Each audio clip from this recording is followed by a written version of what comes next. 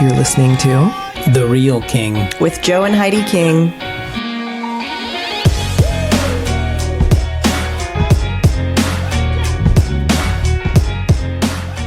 Do you remember when you were coming down the stairs and I was washing my face? Oh, no, I was coming down the hallway. So Heidi would, like, skincare Had never been my thing. it's never been her thing, but she was washing her face and she would always take like bar soap and a washcloth and like rub her eyes. Okay. And She still does that. I know it's Painful to unfortunate. watch. I know. So I come down the hallway and she's in her bathroom and I have, when I was a teenager, I would just stand there silently. Like she would always sneak up on you. Like you wouldn't hear I her wasn't coming. trying to sneak. I was just Should like, have put a thing of Tic Tacs in her pocket. Something. I just walked up and she must have got the sense Yes. that someone was there. Gonna like look at So she me. like squints and like opens one eye a sliver and goes, ah! Scares me. Christina ran. I ran up this back stairs towards the screamed door. and ran I the other screamed. direction. I ran away from her. She ran towards the toilet. And then it must have dawned on you that it was just me. Yeah. Soap filled her eyes. Yeah. She had so much soap in her eyes. It was so funny. She scared the crap out of me, though. I took my mother-in-law out for a hamburger last night, Yeah. and we're like at this place eating, We're at and Red Robin. yes, we Yeah. were. We're They're not sponsored. Not sponsored, but their burgers got better. Yeah. So we're like almost to the end of the meal. The waitress, like, she's like, "Do you have a twin brother?" And I'm like, "Nope." "Do you have any brothers?" I'm like, "Yeah, I have two brothers." She's like, "What are their names? Who are they?" So I started to tell her. You don't look like either of them. And she goes, "Well, it must have been AJ. I went to school with AJ at Memorial." And I was like, Nope. "Nope, I'm the only Correct. one who went to Memorial." And she's like, "Oh, it must have been you then." But the funny part was, she said he's like a lot heavier. It was like this whole. She thought I had a really heavy set, fatter twin brother. Joe got mistaken last night for his fat twin. You got like Drake and Josh. I got mistaken for So Yeah. and then like I'm like, no, that was me. And then she's like, Did your fat brother go by the King? Yeah. well, it was funny because I was like, She was like, he was really into punk rock. I was like, gosh. no, I was like, at first I was like, my older brother, he was kind of like thuggish and like into martial arts. And she goes, yeah. And he was like into metal. No, that was you. Yeah. So you didn't actually come clean with that until she mentioned the certain place where it was basically like completely him. So she mentioned a place. it dawned on me. Ponchos. She's like talking Oh. about me because she To you. waitressed at Ponchos after going to school Yeah. with me. So how That's long so though were funny. you like, man, this sounds like me? I wasn't. I was just like, this woman is totally mistaking me from a different social group because I knew her too, but I didn't know her. I just like, I know I've seen her in like other social settings. That is so funny. Yeah. What's funny is like, Wouldn't it be funny if she was Our- like, I hated that guy? well, our paths crossed multiple times in different social groups, obviously. So in high school and then into post high school, like you remember that was the place I was at the first date that we had that you were late. Ugh. Was at Ponchos with those people. What? No. Yeah, that's where I was at. Oh, that's where you were. Yeah. Yeah. I don't doubt that. Can I digress a little? I miss Ponchos. They had, what was it called? The Treasure Island. Yeah. It was like cream cheese and fake seafood inside of a chimichanga and with sauce on it. And they had curly fries. Yeah. Listen, it was a complete and total, I can't use the right word, but Blasphemy of what real was- Hispanic food should it be. was, I think some people would consider it like cultural appropriation. You know what they did right, though? Let me tell you what they did right. They salted their chips. Yeah. Yes. Yeah. Chi-Chi's always had good chips and Wow, Joe. Keep it clean. You know what, though? Chi-Chi's, Best cornbread. That's always fun to say. whatever that The stuff cornbread. You So can good. you can buy the packets and It's not make the it. same though. Well, wow, Heidi. We should start a Mexican restaurant called Ho Ho's because people's eyes are bigger than their stomach. What does ho mean in Ojos? Spanish? Your eyes. Ojos. Oh, it's Ojos? Yeah, it's not ho-hos. It's not a Carlos hostess is just like shaking treat. his head at me. He's like, oh, amateur.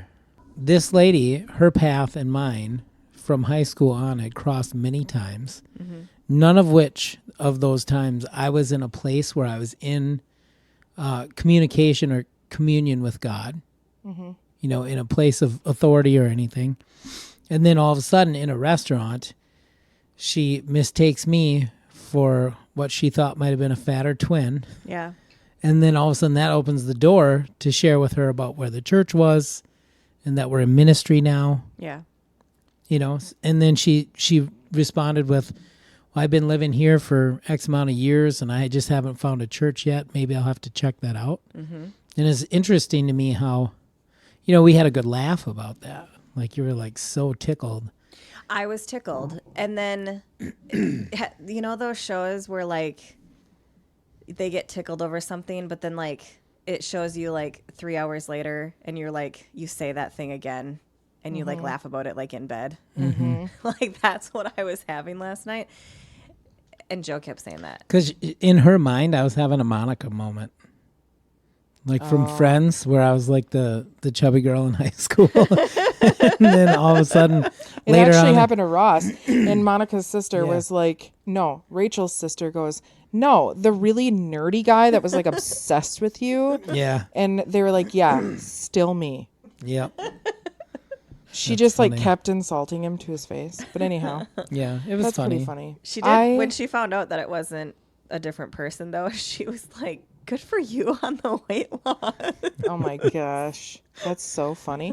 Hey, people keep telling you you've lost weight. And Yeah, I think it's it's really annoying. stupid. So if you're listening right now, don't you dare Yeah, walk up to stop. Joe in front of us and tell him he lost weight without even a glance in Heidi and I's direction. That's because they Like, don't watch me eat We've all been day. working. every day. We've been working hard over here, and I haven't everybody been- and Joe has been working like not hard on that particular area, and everybody's like, "Oh my god, you lost so much weight." Yeah, great. I think I found it. So, but when I'm alone in the truck, I eat healthy. I just eat So like you only trash eat with you unhealthy people. around Yeah. the person that's trying to eat healthy. No, that makes so that's- much sense. That's like my my reward or my cheat is to like when I get around family, it's like, ooh, let's break bread together. Yeah. Interesting. Yeah. I'm doing like no sugar, and Joe's eating candy bars on the way over here. I was like, really? And He's then, like, I don't even One. eat unhealthy, and he's got like a caramello bar stuck in his teeth. It was a whatchamacallit. Oh, those are good. People do that to Carlos all the time too. Carlos, you look like you lost weight, and he like shaved. That's nice. I wish it worked like that when we shaved. I know. People all the time are like, oh, you cut your hair. And I'm like, I cut my hair every week. I could cut 6 inches off my hair and no one's gonna notice. Right. I literally, though, every week I cut my hair. Yeah, you do. I know you do. He You cuts want- his own hair. Do you want to too. know when he does it? Right after I clean the bathroom. Absolutely. Every week. Aw. Yep. Right after I clean the bathroom, little cute. black hairs all over the place. You know, oftentimes as Christians, we want to see awakening, revival, all of the above, and like manifestations in the church. But God's been doing a lot of just like everyday, just grace, mercy, provision stuff lately. So there is one in particular that happened probably about a month ago. So my mom was having major jaw pain to the point where she went to the dentist and they x-rayed her and did all Like the emergency dentist. Yeah. Yeah. They x-rayed her, did all the things, and they're like, nothing's wrong. We can't see anything wrong with your jaw. Mm-hmm. And like to tell a person that's experiencing excruciating pain that like they can't find anything wrong, that's like Yeah. frustrating. Right. And so she was just like living on ibuprofen. Which is bad. For Yeah. your stomach. Don't Yeah. do that. And she just kept going with it. So my brother, he drives truck. And so he was in a city that was over an hour away from where we live. And he was outside of the truck, and all of a sudden this young lady walks up to him, had no clue who she was. And the lady goes, I need to pray for somebody in your family. That's so weird. And she's like, is there anybody that has pain in your family? And my brother was like, actually, my mom. Like, she's having crazy jaw pain. And so the girl started to pray over my mom and her jaw. And my brother said that the Holy Spirit was so thick and tangible that he almost was dizzy when he got back in the truck. Wow. And by the time he like was able to like finish his work day, get done with everything, it was too late. So he didn't even tell my mom until like probably 24 hours later that this thing happened. And in the meanwhile, I got home, like I was on a vacation, and I got home in that 24-hour span between that prayer happening and him actually telling her. And when I got home, I said, how's your jaw? And she said, actually, it doesn't hurt at all. And I was like, that's awesome. And you didn't know either? I didn't know either. That's so And then my crazy. brother was able to come and tell us what happened. And it was just like insane. And I was like, Mom, if you ever had any belief on how God actually cares for you and loves you, he just showed his fingerprint. Like, if she had disbelief, you mean? Yes. Yeah. Had any issues believing. He just sent someone that was almost 2 hours away from where you even live to go up to your son and pray for you. Did that also build Mike's faith? Like, Absolutely it did. Yeah. Oh yeah. That's pretty cool. Yeah. It was amazing. So right before, like a day before we were meant to go to Florida and fly, you know, we spend a lot of time in the pool and stuff. Yeah. I had gotten like, I don't know, I'm guessing like a pimple or something in my ear. And I had a Q-tip because if you're going to write to our show and say that we shouldn't use Q-tips in our ears, I just want to tell you right now, Better than a car key. do you want me to use a bobby pin? Like, what do you want from me? Pastor Tim used to use car keys. If you don't want me to use Q-tips in my ears, don't make Q-tips. Okay? I'm telling you that right now, because I'm absolutely going to use them in my ears, and I'm going to love every second of it. But I will Where say, your eyes kind of roll. yeah, it makes me cough. Oh, wow. On cue. She's like taking a drink of her 5-gallon bucket of water. So I was cleaning my ear, and like it like trigger warning or whatever, it like popped. Yeah. Okay. I couldn't see it because obviously it's inside my ear canal. But you felt it or heard it? I felt it. Maybe I heard it too, now that you say that. So anyway, I was like, well, that's sickening. And then I like used a Q-tip again and like washed out the inside of my ear canal. And like, did you know, the reason I bring up swimming and being in the pool all the time, did you know that swimmer's ear is in your ear canal? I thought it was like a regular ear infection that was just really bad, but it's actually the canal of your ear. So anyhow, I'm guessing that maybe that's where or why I got it. So then I went to bed that night and I woke up the next day and it was like hurty. And I was like, that's stupid. And then we were leaving the following day on our flight. And so I was like, okay. And then I cleaned it again with a Q-tip and that didn't help, to be clear. And then I went to bed. It woke me up in the middle of the night. It was so painful. And then I got up in the morning and I was like, this isn't happening. Like everything's fine. And I looked in the mirror and the whole area around my ear was like warm and red. My earlobe, I took pictures. My earlobe was inflamed, red, swollen. I literally said to Carlos, we went with my nephew and his wife, and I said, we're supposed to pick them up. I need to text them and tell them we're going to be late because I'm going to stop at urgent care on our way out of town. because I'm like, I'm not going to get stuck Right. somewhere with an ear infection. Right. Right. And like, I was like, I'm going to go. They'll give me like a cream or drops or an antibiotic and then I'll be set. Yeah. It'll be all good. And then I was like, actually, I was about to get in the shower and I go, God, can you please just take care of this? And then that was it. Yeah. By the time I got out of the shower, all the redness was gone. What? The swelling was gone. It didn't hurt. It was like completely cleared up. Wow. I know. Isn't that amazing? That's amazing. And it was so weird that I literally had to text them back and say, JK LOL, I'm not going to urgent care because my ear is healed. Wow. And they were like, oh my gosh, that's amazing. Yeah. And so that's one of my testimonies. Yeah. My other is, even though I dodged that bullet, Carlos and I rode in a metal tube full of people sneezing in our direction all the way to Florida and back. And we got back and both of us got hit with a cold. Mm-hmm. And I was down and out, man. Down and out. When you feel sick, the last thing you want to do is like cook a meal. Mm-hmm. And we always cook at home. Yeah. And I was like, okay, Carlos, let's just let our hair down. Just go get us dinner. So he went to a place that like is trusted that I can eat at because they have gluten-free food. And he brings it home. And keep in mind, I'm like already not feeling well. Yeah. And I take a full piece of pizza down the hatch. Mm-hmm. I was like, something's amiss. That the texture's off.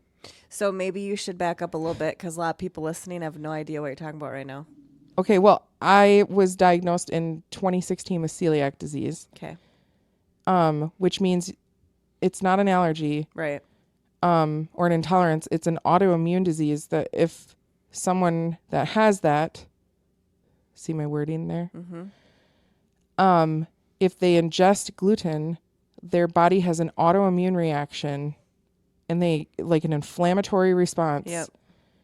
Like if you get stung by a bee or it's Like often where in prior situations it would cause you to be in bed for days. like debilitating. Mm-hmm. Or at the, like, in the ER. Mm-hmm. Yeah.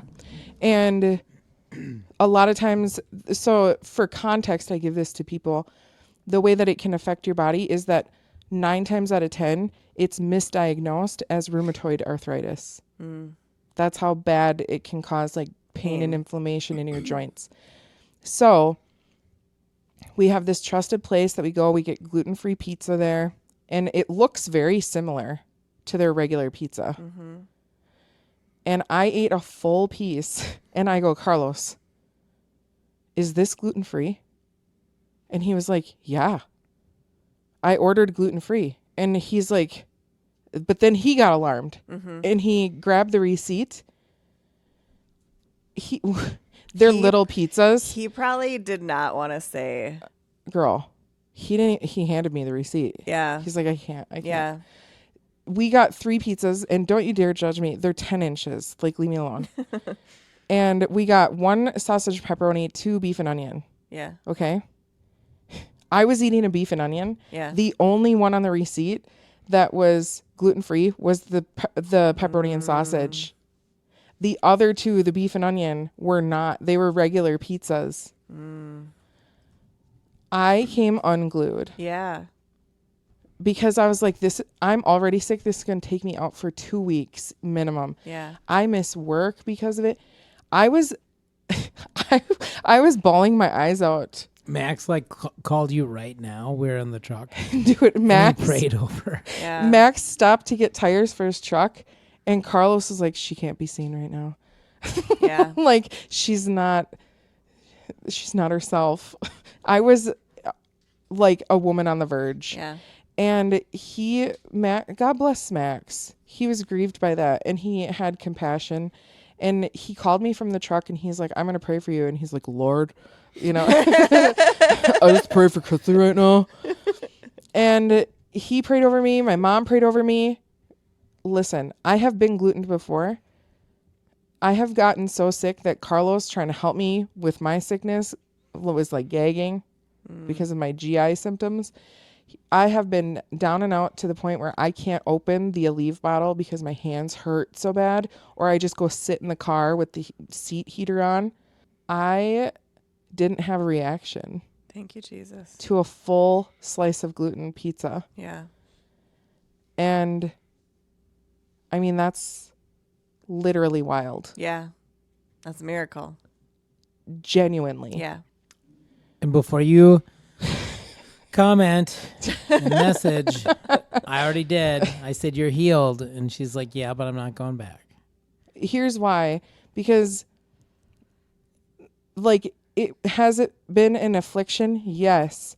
But I will tell you that prior to being diagnosed, talk about obedience, by the way. Since being diagnosed with that from the doctors, I have never once intentionally touched gluten since.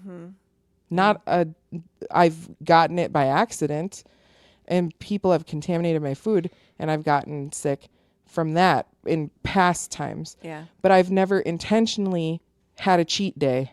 I've thought about it, girl. Cause like crab rangoons, please. But I've never intentionally done that. And isn't that a really good point though? Because I remember when you were first diagnosed, you almost went into a depression. Oh my gosh, I did. Because your entire way of eating Oh, so that was, I lost my train of thought. now had to be completely changed. And it's like your so much needed to be changed and altered that it was like your mind, your body, your emotions like couldn't wrap. Well, we're born and raised in Wisconsin. In your two outlets other than church is drinking alcohol or eating food. So people I was on the around mostly here, gluten diet. Yeah. Yeah. People around here, they're it's common that their reality is in like the nice months when it's not 14 to 3 feet, 14 inches, 3 feet of snow, is to go to their campsite, drink heavily, and eat lots of food. And then if there's a new restaurant in town, everybody's trying it. Yeah. And then when they get sick of the new restaurant, they all go back to their old restaurant. Yeah. And it's actually... and we don't live on the coast or anything. So a lot of the people on coast, like they may really like to eat too, but it's a lot of this fresh fish and a lot of fresh, stuff. No, it's all like yeah. Scandinavians is here very and dense Germans. So it's and potatoes, heavy. meat, Yeah. and bread We're tipping cows over and and then we're eating them. cheese. Yeah. We're But a heavy food. the heavy thing food. is so like all of our family events, we Get-togethers, put yeah. on like extravagant meals. Yeah. We've had people from other cultures and other families join us, and there's always more than enough to bless everybody. Yeah. So now all of a sudden, you can't just do that. Right. But so the blessing in the curse, if you can say that, or what I didn't know at the time was going to actually benefit me is that I've always struggled with my weight, but I ate fast food like it would blow your mind. And like, I haven't been to a buffet in however many years. I drug you to that Indian buffet. but Yes, because they you had could gluten-free have, like, food. 2 things. Yeah. And I was the one person in the history of mankind that got constipated from Indian food, by the way. So, whatever, man. But there was no way that I was ever going to be able to pull myself out of eating the way that I was. It was too convenient. Too convenient and too delicious. And it was literally it was slowly killing me. And I didn't even, it was, I can't even explain it. And I actually told Heidi after I had the pizza and that miracle happened, it's like, okay, but I'm not going to go back to the crap I was eating. Not because you don't think you're healed. No, but because you just know better, and God shut a door. Yeah. And why are we going to open that door again? Right. And this is a perfect example of God will take something that the enemy meant for evil and he will use it for good. Yes. So I was hit with this. I literally, you guys, this is so dramatic, but I was like, this is a death sentence. Like, honestly, before I went through that, I would scoff at people that were like, I can't eat gluten. I was like, please give me an IV of gluten. Like, get out of here. Yeah. I was 100% that girl. Yeah. So he literally used what the enemy meant for evil, turned it around for my good, delivered me. Yep. Via a bad report. Isn't that weird? That just goes to show that, like, you can't ever like, you don't really know how God can even take things. It's like, you can't fathom it. You at that moment thought my life is over. And in that moment he said, no, your life is just beginning. Right. Yeah, literally. You know what's also cool is that when that happened, Heidi flipped into overdrive.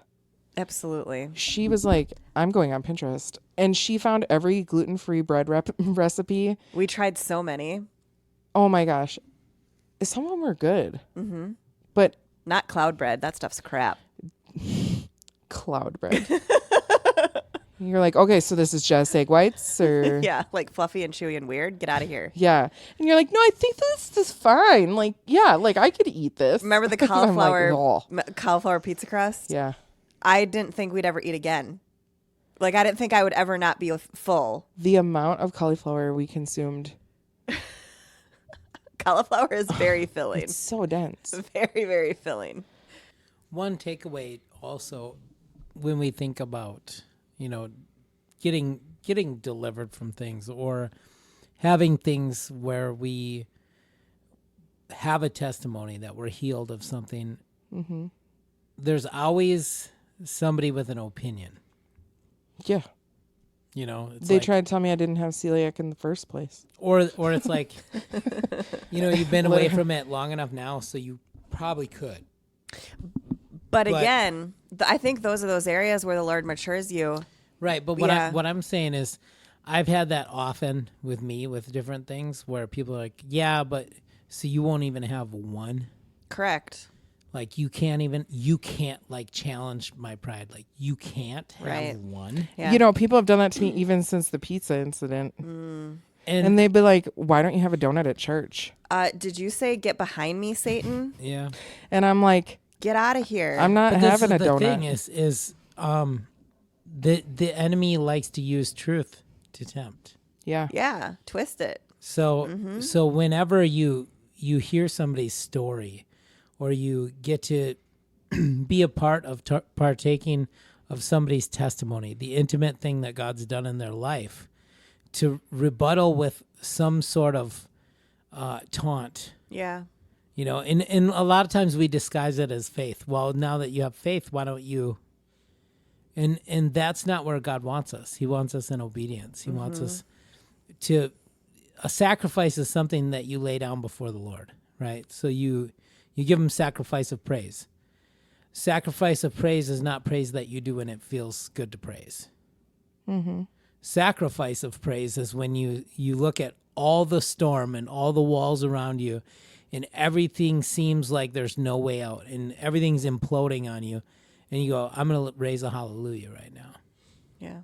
It's like a battle cry. And then you start to praise, and you start to, like, when you're in your deepest hurt, and you're like, I'm going to laugh right now, but I'm going to laugh in the Holy Spirit. And and then you just start, and it's not even real at first because you're forcing it. And then all of a sudden the Holy Spirit takes over.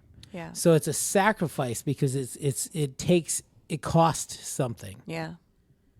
It costs something. So when you think about sacrifice and getting close to God, it's always going to cost you something. There's something that's permissible, but it's not going to be good in the presence of the Lord. It's not going to allow you to get in. Yeah. You're not going to have any. You're not going to have that closeness with God that you want if you allow other things to be there and take up space. Even with her thing, though, it feels very similar because, like, deliverance of the alcohol, deliverance of, like, a food addiction. It's very, they're different, but they're very similar. Because in your example, if you would pop open something, did you get delivered, healed, and set free? Absolutely. Do you still have a free will to go back to that? And could it potentially come back and take your life out real quick? Absolutely. And I think that's what people really miss, is because it's like they're always trying to play with that line. They're always trying to see how far they can take it to get back over to the side that they got delivered from. And it makes no sense to me. Well, right, because that's what I talked about. I can't remember which episode, but I was like, even talking about how I eat now, it's like always a constant struggle and I feel like I haven't been totally set free because I haven't been willing. Because in my mind, I'm like, well, I'm changing my lifestyle until my birthday. Then I can go back. You know what's crazy? You know what I mean? And we set those like landmarks for ourselves. If you look at like Checkpoints. medical doctors, right? And they'll tell you like the addictions that can kill you by coming off of stuff. Like opiates and stuff, you'll have really bad withdrawals, but the withdrawals don't usually kill you. Alcohol withdrawals can kill you. Benzo withdrawals will kill you. Food, the one addiction that you can't just quit cold turkey because you have to eat to sustain. So if you have no sustenance, like you'll waste away and you'll starve to death. I had detox symptoms when I stopped. All the it was wild. Not only do you get rid of like the gluten, but a lot of those things were full of so many refined and processed sugars and different things like that. Like, what does that you don't Arby's even curly think- fries even have in them? You know? Probably Heaven. not. Yeah. No. Probably all chemical. It's all chemical. Right? Yeah, but you just put magic horsey sauce on it, and And it makes everything go away. It's like it No. baptizes You it. know what I heard somebody say, and I don't even eat this, but they get the beef and cheddar, the cheddar. Ugh. Don't you dare. It's And the sweet oil. stuff. What? It's It's pump oil cheese. No, it's cheese flavored food product. Oil. So gross. Or hydrogenated oil. Yeah. Only in the U.S. do we eat Do you know I was trying to cheese flavored food product. in the dairy state, like, no less. seriously. Hey, do you know when I was in like 6th grade, I had to read 2 words at different points in school, and it will never go away. And one was hydrogenized. And homogenized. Homogenized. Or no, it was hydrogenated. It reminds me of like, do you remember that thing a couple years ago on social media? It was hydrogenated. where yeah. people would write down what does YES spell, and they'd be like yes. What does EYES spell, and they go yes. Yes. Yes. Yeah. Yeah. And they're like, no, what does YES spell? Yes. What does EYES spell? Yes. Yeah. And like their brain just couldn't make the switch to eyes. Yeah. Isn't that funny? You know, Yeah. that's what that reminds me of. Yeah. Is like your brain just takes over and Yeah. goes, I'm going far left right now. Yeah. But so in her situation, did God save her life and deliver her and set her free? We believe it absolutely. Like we have been praying for healing and that celiac be gone in Jesus' name for years. Lots of people have been praying for her. That's because you want to go make her eat shrimp at. No, because we want healing for the body, okay? Yeah. And so, and now, it was a moment of like, was our prayer tested type of situation? She received a miracle. We all got confirmation that she's been healed from this. But it's the same type of thing like Joe's, though, where just because God healed you, set you free, delivered you, does not mean that you go back to it. How many years has it been? Like 7, 8, It was 2016. 2016? Okay. So coming up on it. What's crazy to me is in all these years, her birthday, we always celebrated with either never-ending pasta bowls at Olive Garden because they We went always to do all it of in them. September, and then never-ending shrimp Yeah. at Red Lobster. Not sponsored. And we used to always go, and it actually altered how we celebrate our birthdays every year. I mean, it was just like 2 years ago we figured out a way to make a decent batter for fish to have. That was like your first fish fry you had in years. Yeah.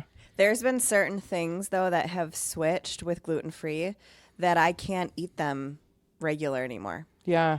Like shrimp, for example. Her gluten-free shrimp are so much better than regular shrimp. Thank you.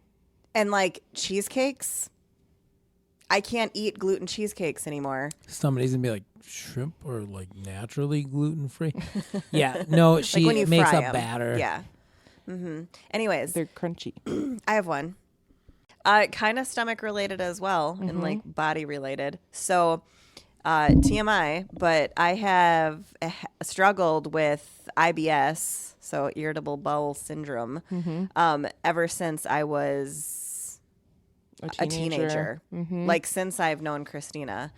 I've struggled with her IBS as well. Seriously. Seriously. And it's been like so frustrating because like, you know, with that, you never know. Like one time I can eat something and I'm fine. And then the next time I eat that same thing and then I'm running to the bathroom like every 5 seconds.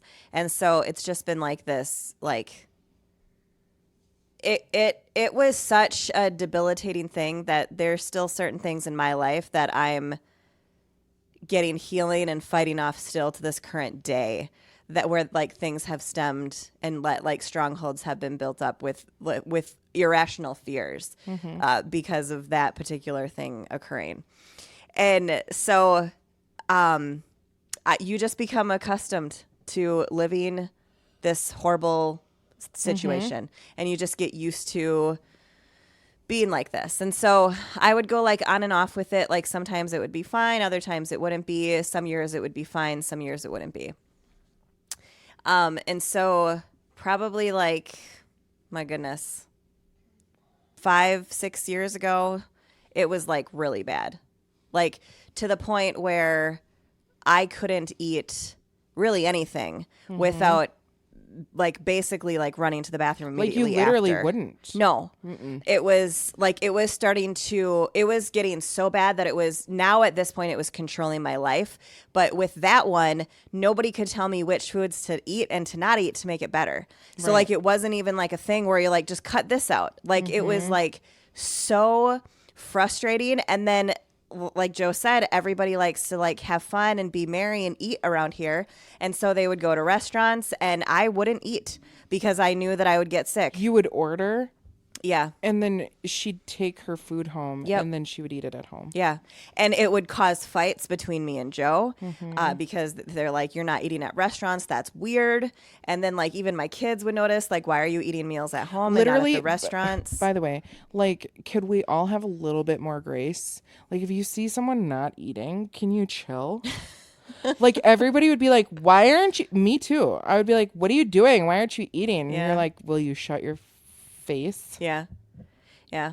And like, I guess I'm just going to like say this and Just say probably make people weird, but when somebody has like diarrhea issues, that is a very it's humiliation. embarrassing. There's like humiliation it's not associated. like I have heartburn or like I'm having like some kind of burpee issues. Like that is a very personal thing that when you're like trying to like ride in cars or try to be out in public or try to go to events or try to do any of this stuff and that stinking rotten evil demonic thing is looming over your head, it almost changes who you are. Yeah, it does. Yeah. It literally changes who you are and it makes you become a different person that lives in fear 24/7 that you're going to mess your jaws up because you don't know what you can eat and what you can't eat. Right. And it's like it's hell. It's absolute hell, to be Truly. completely honest. Yeah. And so I was living life like that. I wasn't living life.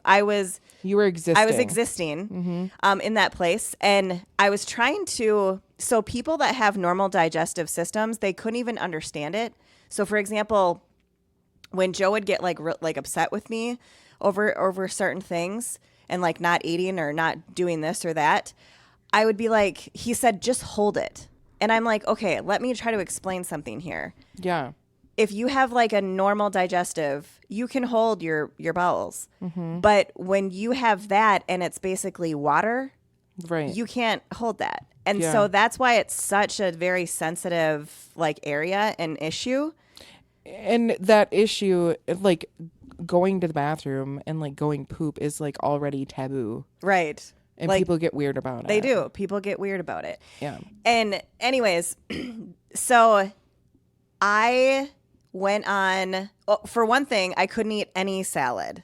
No. Like I could eat 0 lettuce. Yeah, so people telling you to eat healthy Yes. was like a slap in Yes. the face. Yes. Because like everything that would fix gut inflammation, Yep.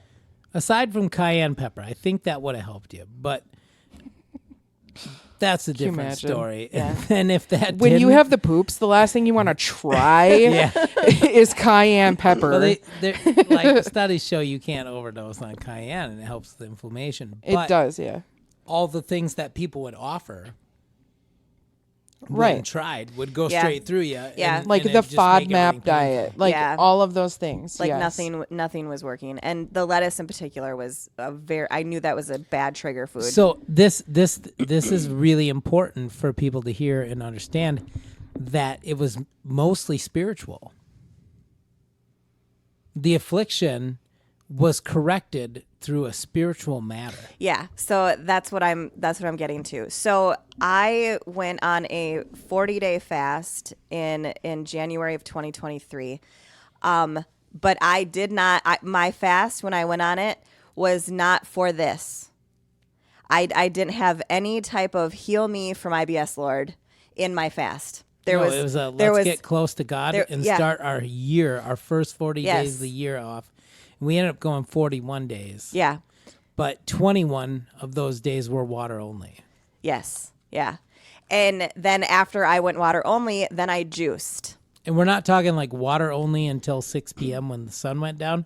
Like 24 hours a day for 17 was water only. And then we did an additional, what did we do? An additional 4 water? At the end? Yeah. Yes. But the amazing part though, and it's so funny because the testimony that I'm telling right now, I didn't even recognize it Right. until just a few months ago. And this was back in January. So prior to January, I was dealing with all of these stomach issues with IBS. I go on the 40-day fast. Again, it wasn't for IBS because sometimes people go on fast for specific things. In this case, it wasn't. It was just I knew that God was calling me and Joe to a 40-day. We've never done one. We've been obedience. He was telling us to do one for years. So we finally just did it, and it was just more of like get close to you, like what do we want to do here, type of fast. So we did half water and then half I juiced. Yep. And fruits and veggies were normally a pretty big trigger because at this point anything was a trigger for my stomach. Yeah. But I was just like, I'm not eating any food, so I want to make sure that I can, need still the get nutrients. nutrients in. And so I was juicing spinach and I was juicing apples and cucumbers and all of these different things, and I was juicing ginger. And she didn't know how to juice, so she was putting them all together. I still do. I still put everything together. It's Get the goop. yeah, have a dirt shake. Like So, you literally are wasn't- drinking the Nickelodeon slime from my I wasn't. childhood. I wasn't juicing for the taste. I was juicing For the nutrients. for the nutrients. And so if Yeah. it tasted bad, I just like put her down and I was good. And so I was doing garlic and ginger and turmeric, and I'm just like putting all of this stuff in my juicer. And what month? I said like a couple months ago, I finally noticed that would have been May or June.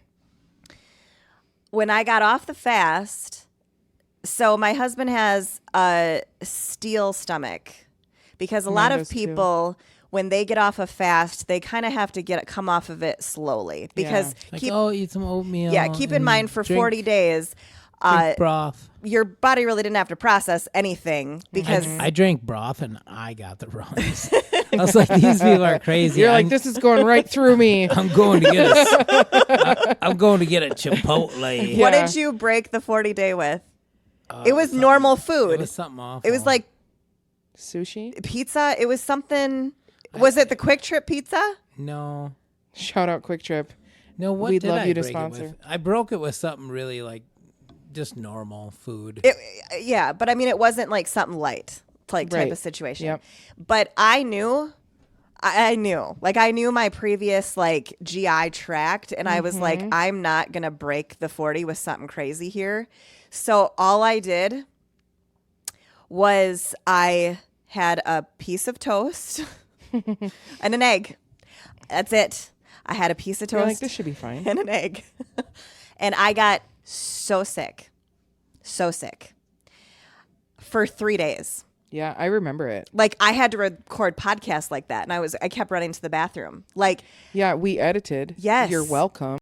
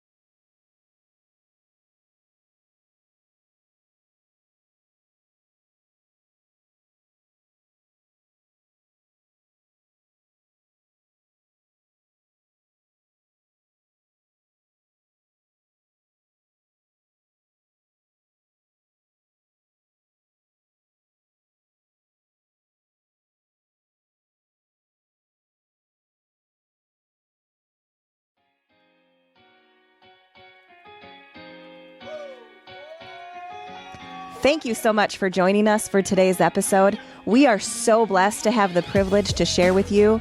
If you haven't already, please connect with us on Facebook and Instagram. You can find us by searching at The Real King Podcast. That's at THE Real King Podcast. The Real King Podcast is recorded in Eau Claire, Wisconsin. It is hosted by Joe and Heidi King, who are joined each week by Christina Santamaria as a moderator and contributor. It is produced and edited by Joe and Heidi King and Carlos and Christina Santamaria. All content is under copyright and all rights are reserved.